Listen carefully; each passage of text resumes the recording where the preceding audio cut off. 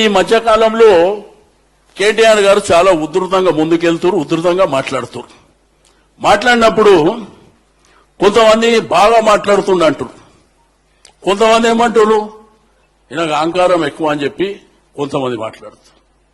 ఆయన కన్న తండ్రి కదా, కేటీఆర్ కు కన్న తండ్రి కదా.